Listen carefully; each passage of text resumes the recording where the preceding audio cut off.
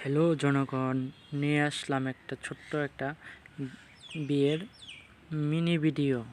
এই যে আপনারা ছুরি দেখা ভয় পায়েন না যে আপনাদেরকে ছুরি দিয়া কোপানো হবে। আসলে ছুরি দিয়া কাজ করা হয়েছে অনেক। ওই যে সাথে সুতাও আছে, অনেক সুতা কাটা হয়েছে।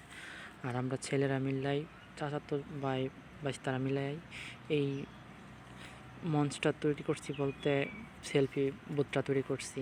আর যে দেখাচ্ছেন যে যত ফলের আইটেমগুলো আছে, ডেকোরেশন করা হয়েছে, এগুলো আমরাই ছেলেরাই তৈরি করছি বাহিনী। কারণ আমাদের তো যা বোনেন ছিল সবাই তাদেরকে বিয়া দিয়ে দিছে।